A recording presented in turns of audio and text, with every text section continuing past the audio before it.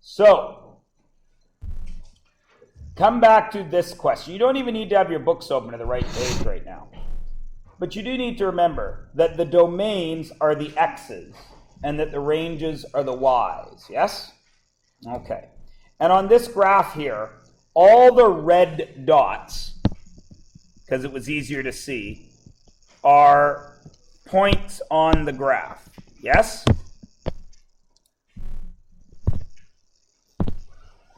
So everyone is with me there, right?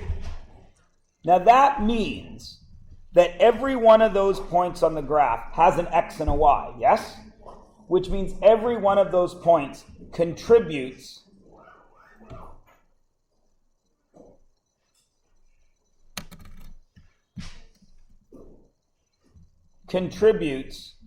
an element to the set of domain and an element to the set of range.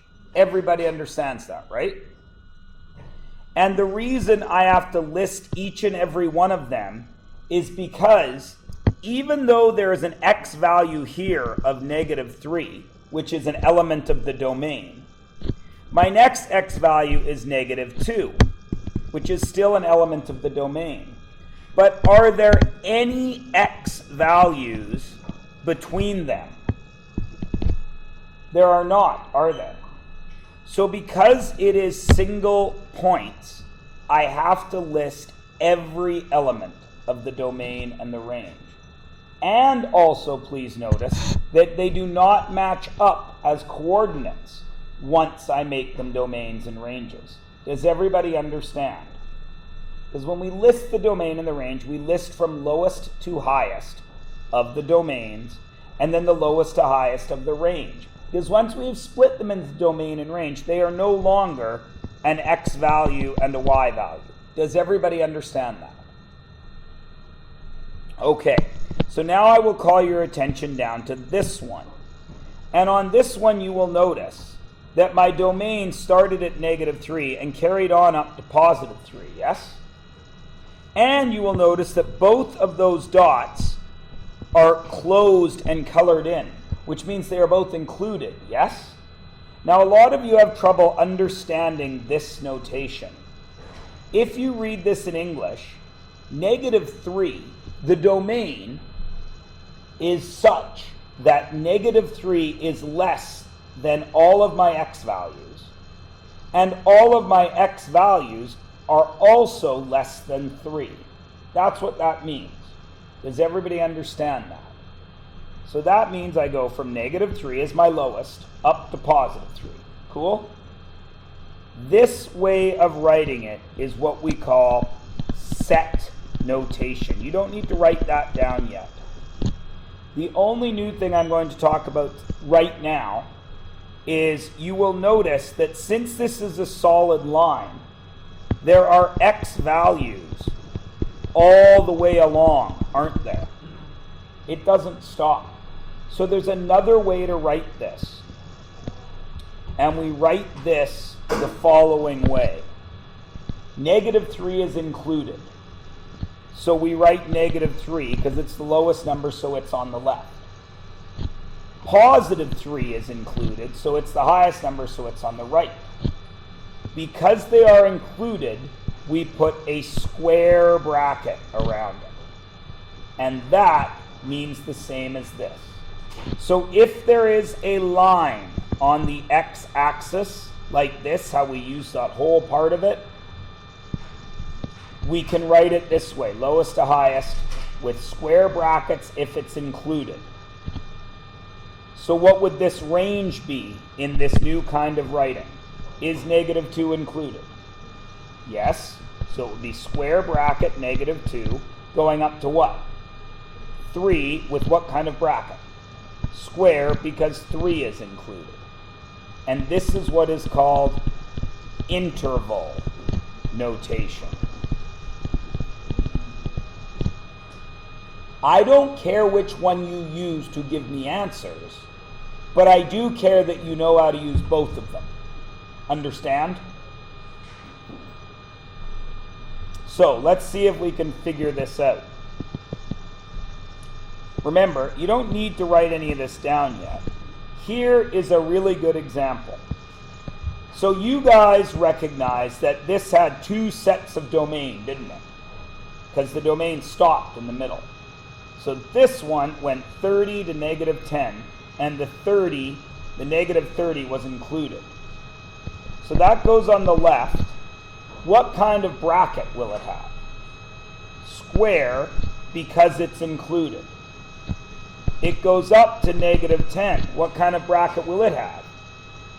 Not square, because it's not included, so we give it one of the old-fashioned round ones.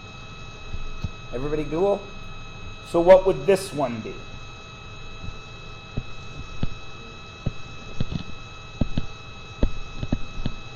Round bracket.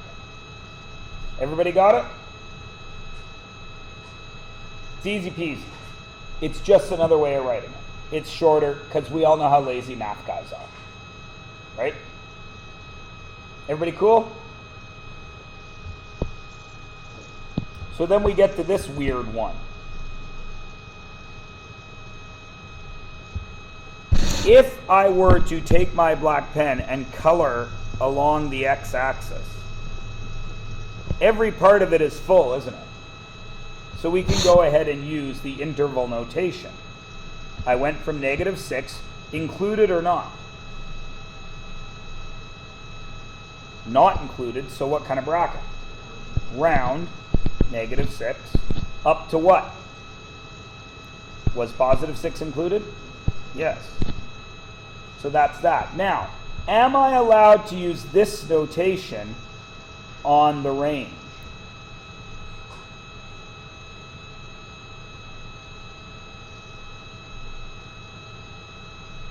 Is any part of the range colored in? No. It's only 3 possible numbers, isn't it? So I can't even use this here because there is no interval of the y-axis that is colored in. Does everybody understand? Everyone's cool? All right, there's only one more thing I want to talk about this, and this you should now consider writing down in the bottom right-hand corner of whatever the last page is that we did. What if I have a graph that looks like this?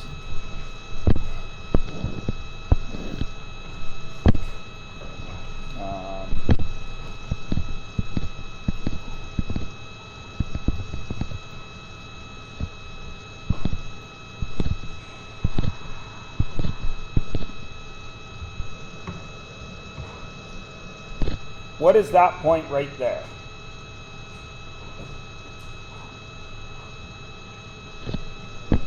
Negative 4, 5. So, what would be the first number in my domain, assuming my graph is going to go this way? Negative 4. Can you do range yet? No, because you don't know if it's going to go up or down below 5, right? Everybody cool? Okay. So here's what the graph is going to look like.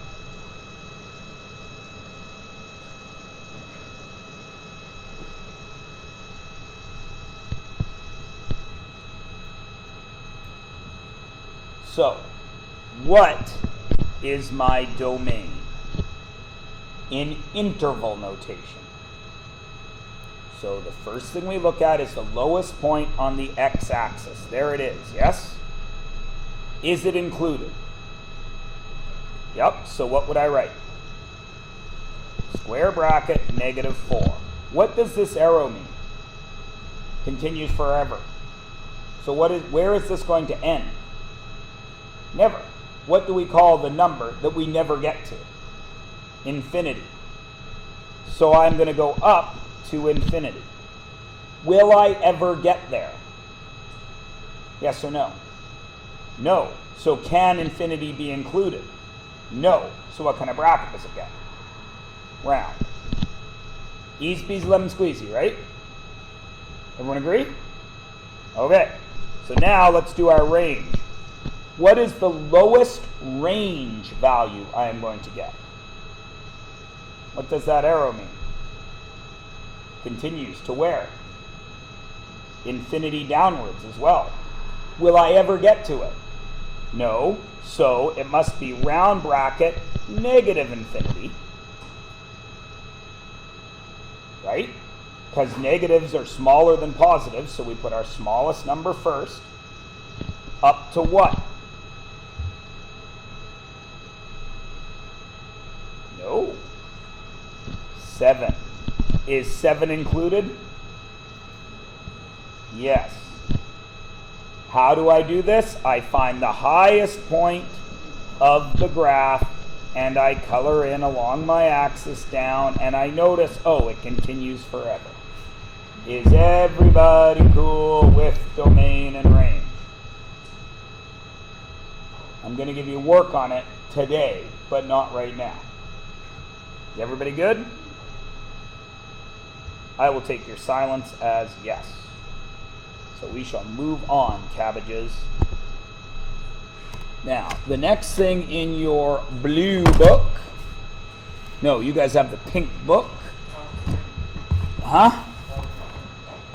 should be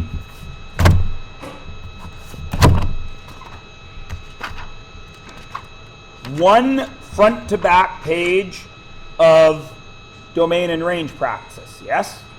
Okay, you're going to do that in a minute when I'm done talking, because today's lesson doesn't take long. Again, almost no math in it. Almost all vocabulary. So, please turn to, for you guys, page 129. If you would be so kind.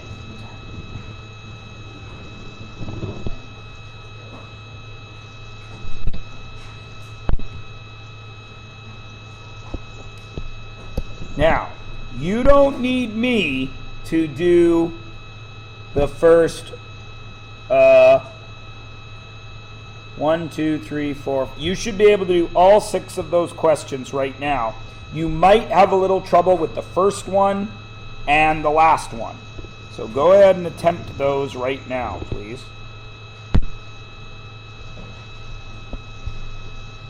Yes, Mr. Wesley.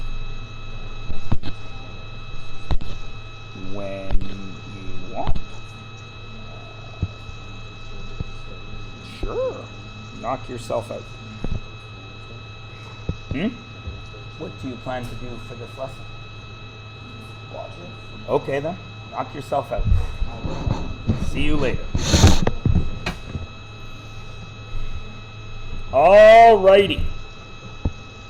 So, because you have a graph, you should have had no trouble with dependent and independent variable. But if you didn't have a graph, you should still be able to figure it out. Which axis on a graph 9 times out of 10 gets the independent variable? The x or the y?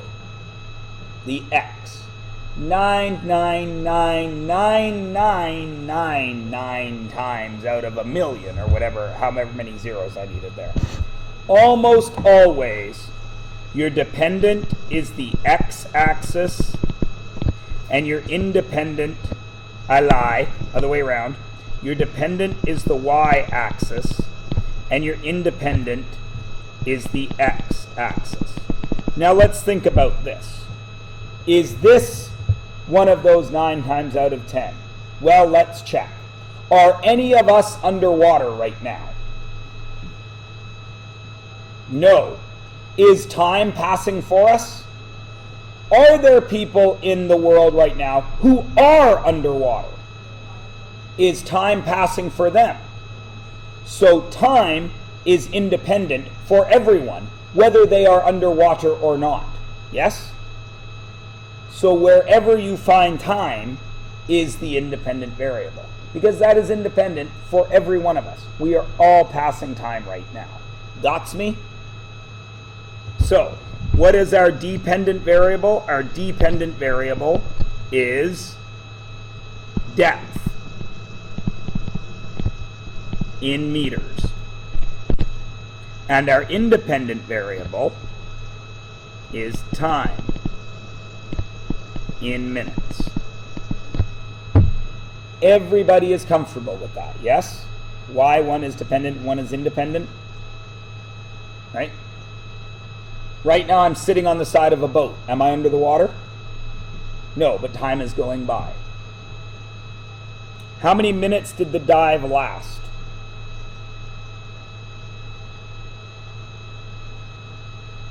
30. Well done. That usually fools a lot of kids.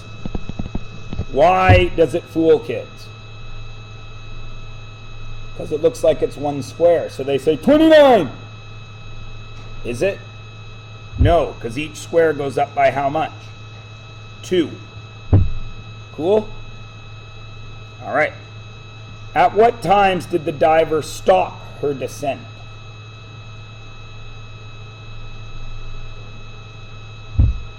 Four to 8 minutes. How do you know that she stops there? Right. Because time goes on. Because time always goes on, doesn't it? Time never stops. But her depth doesn't change. Is there anywhere else that she does that? 10 to 14. Lovely. What was the greatest depth she achieved? 20 meters. Wonderful. Everybody is able to read the graph. And how long was she at that depth? 4 minutes. Oh, you guys are spectacular. Is there anybody in the room that cannot get that information from that graph? You are all capable of doing that? Excellent. Now I want to take a moment to discuss a couple of things here. How fast did she dive?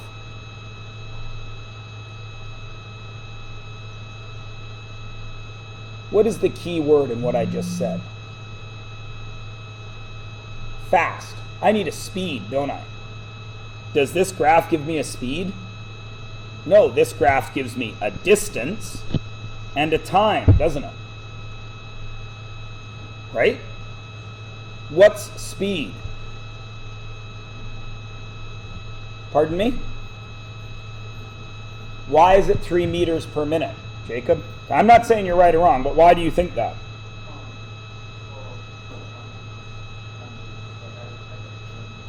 Yep. Okay, well, why did you use 12 and 4? Why didn't you go with 4 and 12? Why did you do 12 over 4 instead of 4 over 12?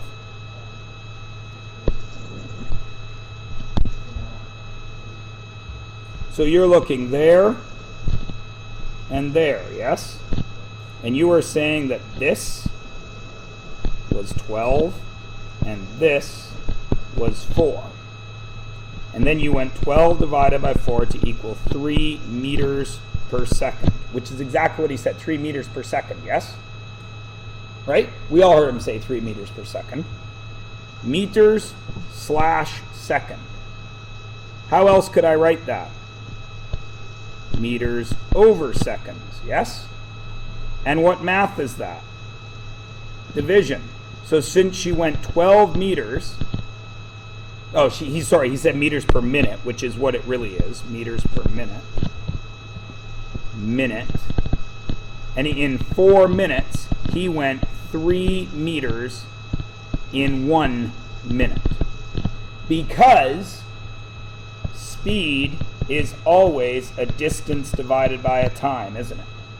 How do you measure your speed in your car?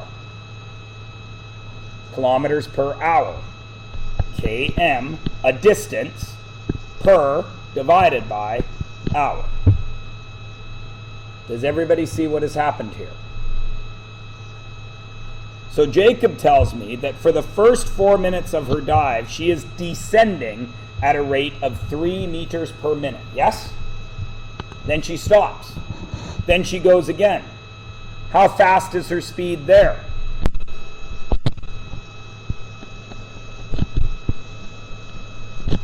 What's the distance she covered?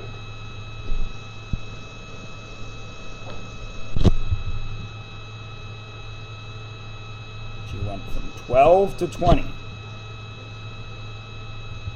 12 to 20. 8 in how many minutes? 2. So what was her speed there? Speed equals distance divided by time. 8 divided by 2, which is 4 meters per minute. How can you tell speed from a graph that has distance and time? You can do division, or you can look at the steepness of the line. How many of you have done Science 10 already? Or are doing it right now? This is going to be very handy for you in Science 10 if it isn't already. If you've already done Science 10, you already know how to do all this. Because you did the physics unit. At least you should know how to do this. So what then, is there any other time that her depth is changing? When she's going back up to the top. Can we work it out the same way? Of course we can. We go from where we want to start, which is right there, to this point. What was her distance? 20 back up to 0. So 20 in how much time? 14 to 30 is 16 minutes. So it's 20 over 16, which is what?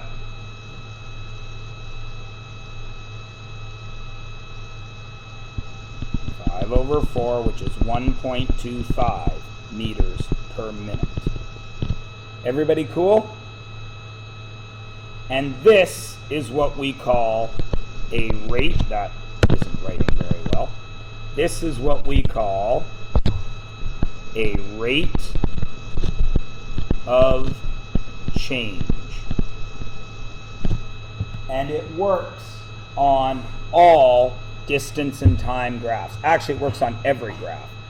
It's just the rate that the graph is changing depending on your two variables. So if it was kilometers an hour, it would be kilometers per hour. If it was the speed of light, which we often measure in kilometers per second, it would be kms over s. Everybody cool? All right. So now I asked you to tell me the domain and range. Is domain x's or y's? X's. What is the lowest x value on our graph? 0. Is 0 included? Yes.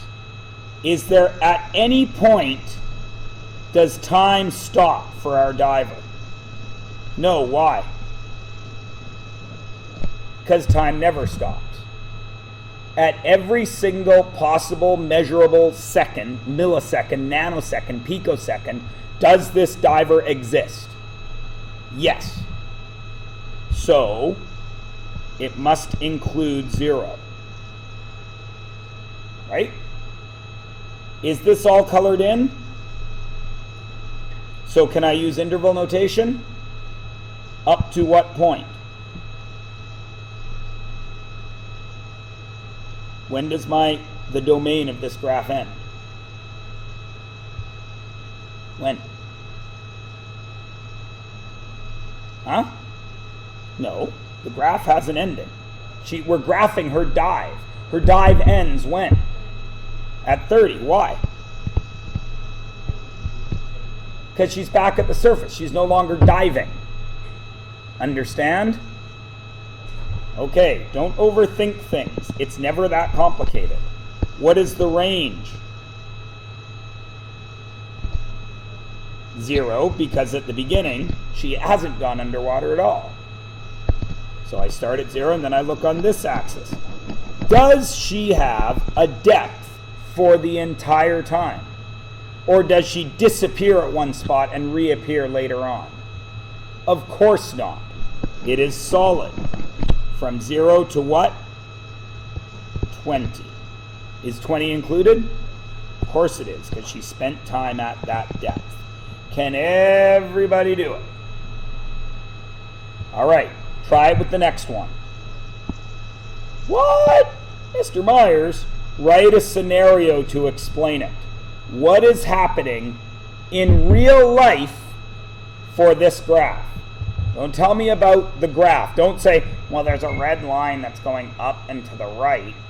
Tell me what is happening in real life that I, the scientist, am observing to put on a graph. Remember, this is not English class. I am not giving you bonus points for having rising action and some person versus person conflict. I don't need any of that. I need like 2 sentences. Cole fills the water can. Okay, we got a half full water can, fills it, wait a while, and dump it all out. What could be happening while they're waiting a while? Walking from where? The bathroom. You would fill your watering can in the bathroom? Okay, fair enough. I use the hose outside, but that's just me. Elle's dad says, "Elle, go water the garden." Okay, Dad. I need the bathroom, please. But does everyone see how easy this is? Right? It's not complicated. So they take the half full watering can and they fill it for how long?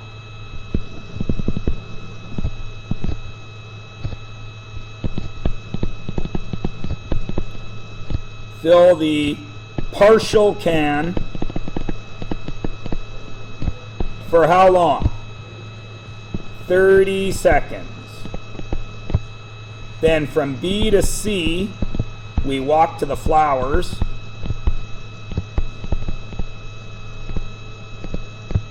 And from C to D, what do? Dump the whole can. Now, I would have a little more fun with this because what was faster, filling or dumping? Dumping was way faster, right? Which is kind of weird because watering cans have that spout to slow the water down, right? So really what I think happened here is your older brother filled it up and then dumped it on your head, not through the spout, through the top. But that's just me. What was my speed of fill?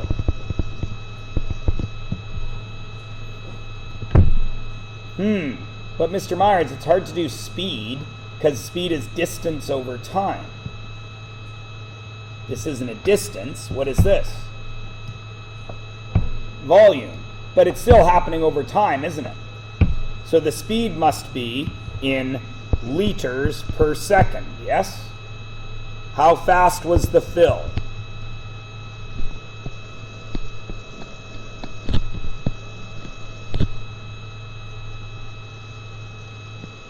How far is this? 0.75 of a liter, yes? In how many seconds? 10, 20, 30. 0.75 liters per 30 seconds. Now that seems kind of weird, doesn't it? Would we measure something that way? No. How would we measure? We would either measure it by seconds or by minutes, yes? Right? If it was 0.75 of a liter in 30 seconds, we would measure in minutes, wouldn't we? So what would the answer be? How do I get from 30 seconds to 1 minute? It's a fraction, so what did I do? It's multiplied by 2, right? By 2. So what do I do with this? So 1.5 liters per minute. Everybody cool? What was my speed of emptying?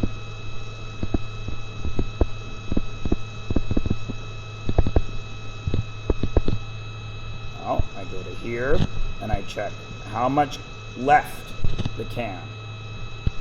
1.75 over how many seconds? Over 20 seconds. Would we ever read that way?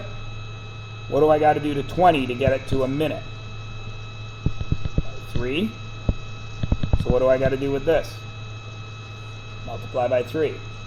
Which you would use your calculator for. But the answer is, of course, 4.25. Right? Everybody got it? It's easy peasy lemon squeezy, right? Yeah? Okay. Turn the page over and we're going to try something.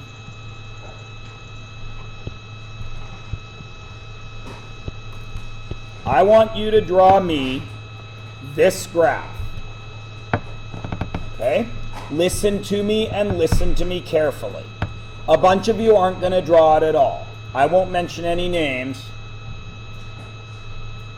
But a bunch of you aren't going to draw it at all and then complain that you don't know how to do it in 2 minutes when I ask you to do this yourself. That's okay. That's your problem, not mine. A bunch of you don't listen to me when I say do your notes in pencil. Again, that's okay. You must assume you're going to do this graph perfectly first try when you draw it in pen. Then when you do it wrong and have to scribble it all out, that's okay, because you can understand what was going on in your notes. Okay? I have covered both of the 2 mistakes that we can start out with. The next mistake is you're going to read the question poorly. If you have done Science 10, and you all have now, you should have no problem doing this. I'm going to give you a big hint. Read the question carefully. Everybody try. Decide on what's going on which axis. Decide how you're going to graph it, and give it a shot. I'm going to shut up for 2 minutes while you at least get it set up. You can talk to each other. Go. Not done. That's cool. Let's go through. What is going to go on the x-axis? Why, Al? Because time is an independent variable. It passes for everyone. And what do we measure time in this scenario? Hours. So we have a title and we have our scale, yes? All right. So 1, 2, 3, and so on. Do I need to put them all the way along? No, because I'm going up by ones. Everybody happy with that? What's going on the vertical scale? Distance. And what are we going to measure that in? Kilometers. Now, would it make sense to do 1, 2 for kilometers? Probably not, because it would need to be a crazy big graph, yeah? So how about we go up by tens? So 1 square up is worth how much? 10. And 1 square that way is worth 1 hour. Everybody cool? All right. 10, 20, and so on. Is everybody good? Yeah? All right. So, when Jack leaves home, what is the time of his trip? He's about to walk out the door. What? As he leaves the door, what time is it? 0, right? And has he traveled any distance from home? No. So we're starting there. At 2 hours, where does he end up? He's 140 kilometers away, yes? So I'm going to shorten my graph. I'm just going to put right there and say that's 140. Is everybody cool with that? So my first dot has to be at 2 and 140, doesn't it? Because it says he went at a constant speed. So I draw a nice straight line because he went at a constant speed. Now you guys know as well as I do that's impossible, isn't it? Why is that impossible? Stop signs, traffic lights, idiot longboarders, right? Even on the freeway. You're going faster than 70, right? It wouldn't be constant. But for our purposes, we're cool with this, yes? All right. What happens to his distance for 1 hour now? So what do you mean by it evens out, Jacob? Yeah, his distance from home isn't changing for 1 hour. So this is B, and this right here is 3 hours. Everybody yes? Okay. Jack drives 50 kilometers back towards home. Now here's where everyone's going to screw it up. Where does your graph go from here? How many of you have this?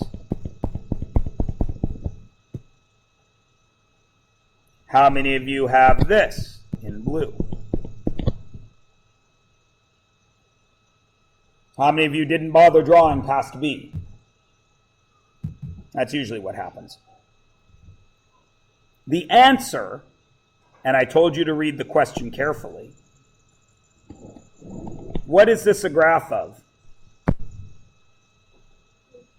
Distance traveled, right? Have I traveled any distance? How many steps have I traveled? 3. So my distance from home is 3, yes? How many steps have I traveled? 6. My distance from home, my distance traveled is 6. What is my displacement? 0, because I'm back home. Do you understand? Everybody understand? I traveled 6 steps, but I'm back where I started. So if I was graphing my displacement, as time went on, the graph would have gone up, then back down, yes? But my distance, it continues where? Up, because I'm still passing that distance. Just like your car, the odometer only measures upwards, even if you drive around in reverse. That's why the Ferris Bueller thing didn't work. Everybody understand? So, if you made a mistake, it's no big deal. Just be aware of it. Distance does not equal displacement.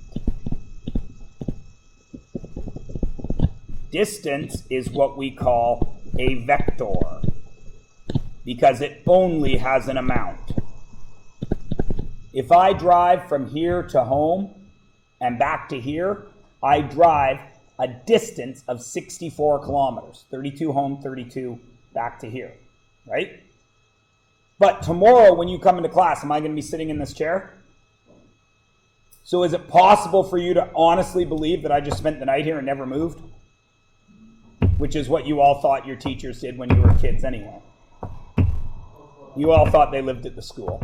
A vector is an amount, or what we call, I lie, distance is the scalar, because it's only amount. Displacement is a vector, because it's got a direction.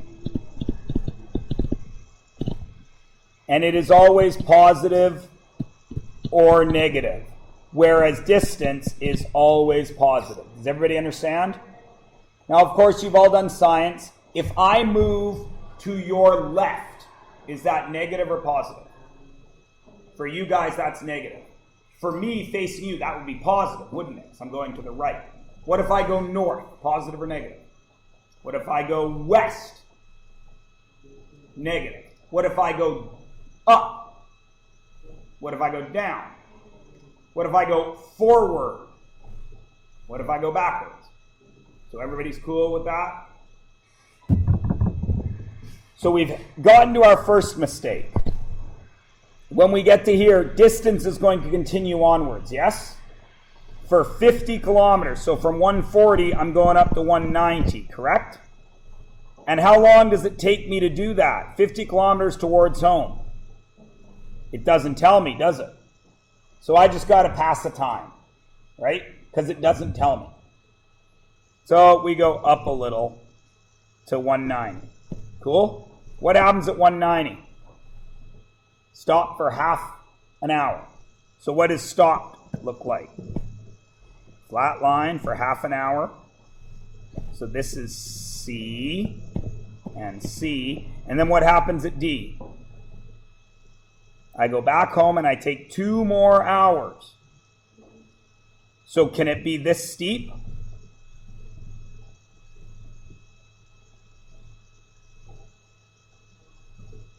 This only took me 2 hours to go this far. I've gone 50 and I've stopped. So will my line up be this steep? No, because I am driving what? You're absolutely right, Emily. Bring it home. You're right. The line has to go up. It can't be as steep. Why? Because I've already traveled some time, right? I'm covering less distance in the same amount of time. Because look, this first 2 hours I did 140, right? In the last 2 hours, I'm only doing 90 because I drove 50 of it already. So I have to flatten out my line for 2 more hours. Is everybody cool? Now, what if I change color and I tell you I want the displacement graph? Then what happens right here? It's the same thing but just mirrored, right? I go down at the same slope, slant that way, and then go down at a less slope for displacement. Is everybody cool? Okay. I love teaching this in the second semester because everybody has done Science 10, and this is like the easiest lesson ever. In first semester, this lesson's like, what? How can negatives be south? It's hilarious. But not you guys. You're brilliant. Is everybody cool? Yes? All right. That's why all this blank space is here, because I often need to fill it up. You guys are good though, right? Okay. So now, what's happening here? Please look carefully at the graph. Is it distance and time? No, it's not. It's speed and time. Right? So her speed is changing while her time is changing. Right? So what do we call that in regular language? If your speed is increasing or decreasing, what do we call that? Acceleration. Now, physicists will tell you that acceleration doesn't really exist. And they're right. Because it's just a change in velocity. Right? They don't like using the word, they don't mind the word acceleration, they don't like the word deceleration. Because negative acceleration is different than deceleration. Yes, accelerating backwards is negative acceleration. But deceleration is a slowing down in the rate of change of your speed. So it confuses people. So what's happening here? What happens right there at 0 time? What is her speed? She hasn't started yet. She's on the starting line, yes? So it starts, Alicia is at the start. That's point 1 right there. What happens up to point A? She is accelerating at what speed? That's the wrong word. She's accelerating at what rate?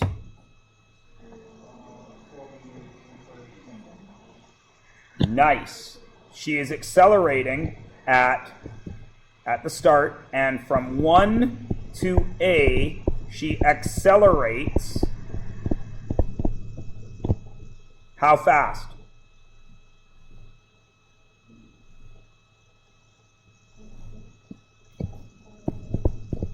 We have to do 8 over 2, which equals 4 meters per second squared. I don't really care about the squared, but you need that because it's meters per second, right? There's 2 S's there. Okay. What happens from A to B? She stops accelerating, but she maintains her top speed. She maintains top speed for how long?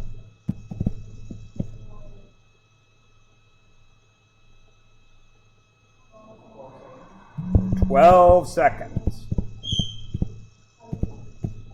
Yes? And what happens from B to C?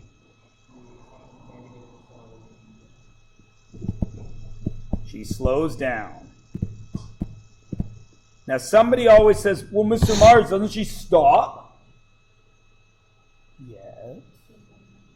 But she can't stop in no amount of time, can she? Unless she runs into a brick wall, which would be kind of gross. Right?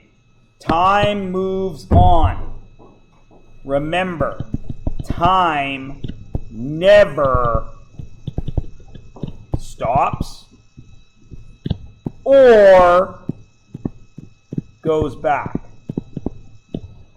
Unless you have a DeLorean powered by plutonium and a flux capacitor that you can get up to 85 miles an hour, 88 miles an hour,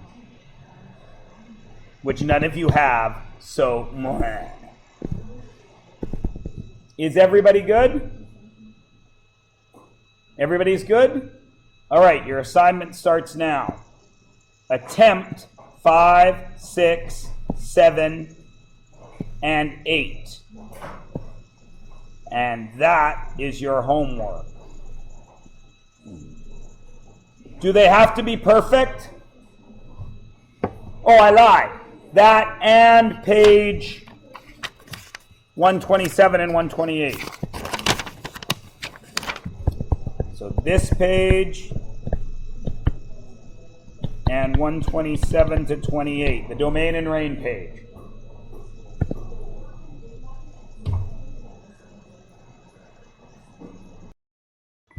So, what goes on the x-axis? Time, excellent. What goes on the y-axis? The height. Now, can I start at 0, 0? Yes or no? Is the swing sitting on the ground? The swing is on the ground. Makes it awfully hard to swing when it's on the ground. So I have to start a little bit above 0, yes? Now, as time starts, your first move on most swings is what? Backwards to get some speed, right? So as you back up, does time go backwards? No, but the swing goes up, doesn't it? So it starts going up a little bit. Then once you lift off your feet, what happens to your height? You go back down to your lowest points. You can't go lower than that, can you? Now, if you're swinging properly, your first couple of swings are going to do what with your height? Slightly increase. Will it ever go below this baseline? No. So that we'll hit that 0 and we'll come back up a little bit, then back down, then up a little bit more, then back down. There's a maximum I can get to, yes? At some point, I get up to the maximum, and I come back down to the 0. I can't fly around, as proven on Mythbusters. No, you can't. Not unless you have rockets attached to you. You lose too much speed. All right? Everybody cool? That's what your graph needs to look like. Your height will expand more and more and more to a maximum. Right? Is everybody good? Picking up what I'm putting down. How many people had to make slight changes? Which is why we have notes, because this is when you practice. Distance, time. You guys go ahead and figure those out.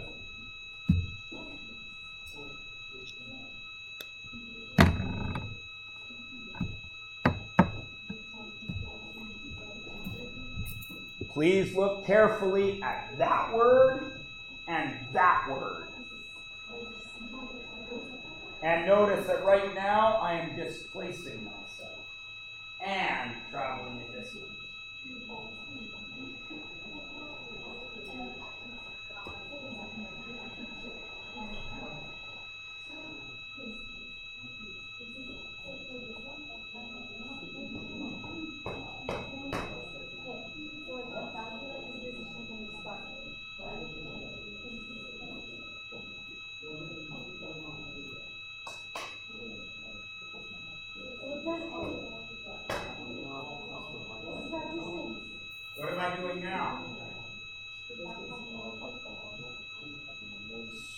my displacement graph is going where? Down to 0. What is my distance graph done? Continued going up. That was your left, so that was negative displacement for the observer, right? So if you guys were graphing me from your point of view, the graph would have looked like this. I would have left and returned. If you were doing it from my point of view, I would have left and returned. If you were doing distance,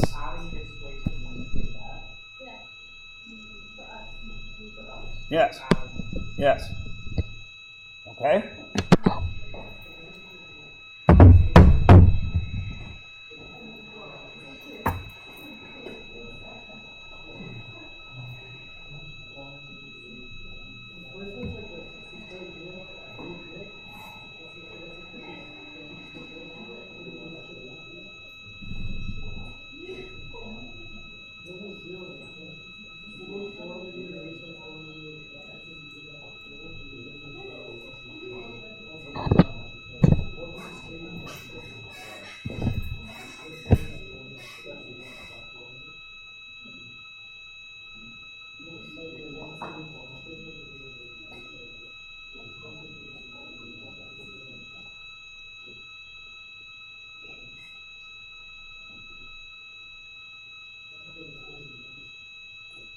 Are we ready to talk about number 6? Number 6 is really easy. What goes on the horizontal? Time. What goes on the vertical? Distance. How would it look? How do you start most races? We're going to start at 0 distance, 0 time. Excellent. Ready, set, go. Bang. What do you do? How fast?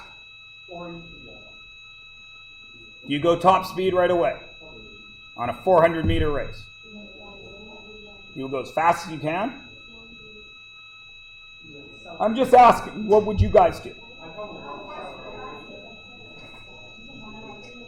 I come out a little bit fast, and then I settle into a pretty constant rate, right? What happens when you can see the finish line? You're almost there. You want some sprint time, so what's going to happen to your line? It's going to get steeper. Everybody cool? That's what your graph should look like because it's distance, right? Because it's distance, I traveled 400 meters, and if I was an Olympic guy, it would be in about 1 minute. But I'm not, so it's more like a minute and a half, minute and 40, because I'm fat and old. Okay? Everybody Gouda? What's different about number 7? It's displacement. So what has to happen? And down. Now, if it's a circle track, it's real easy, right? Right? Because the furthest you could ever get away from the start is on that perimeter of the circle. But it's not, is it? It's really an oval, right? But do I care?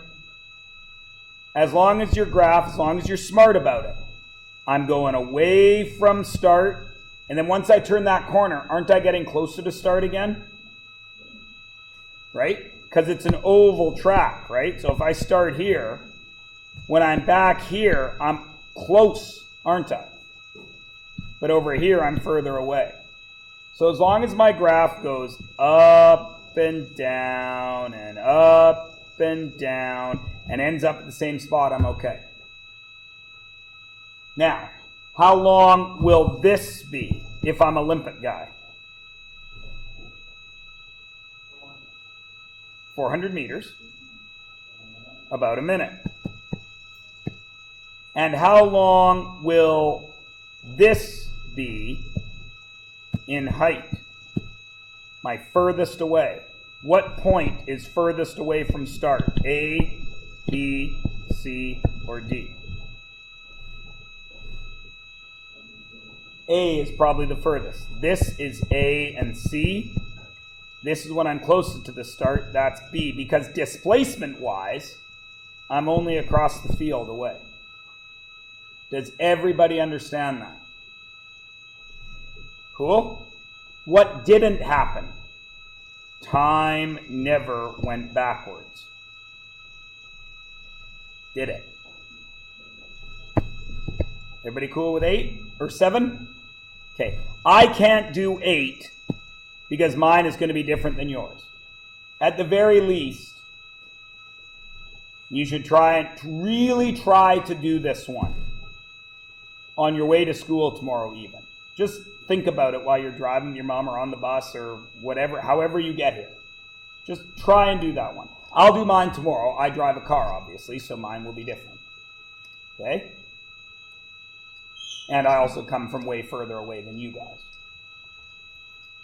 Okay? Now, look at that. Have I used either of our words? Position?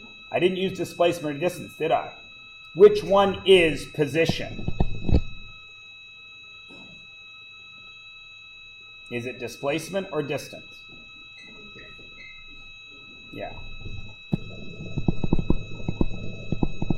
It has to be displacement, because if I just do distance, you don't know where I am, right? Close your eyes, Emily. I'm moving 3 steps. No, just trust me. No, keep your eyes closed. Don't be that way. I'm moving 6 steps. Ready?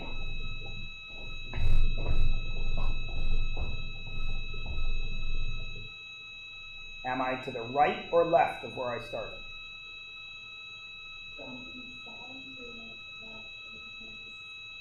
Absolutely right. You have no idea. See what I mean? I did move to the left. So that's why position has to be a displacement. Because for you, I moved -6 steps. Understand? Okay. Everybody cool? All right. So you've got one graph to do for homework, because we did the other 3 here. And you've got, what is that, 6 domain and range questions to do? Yeah, 12.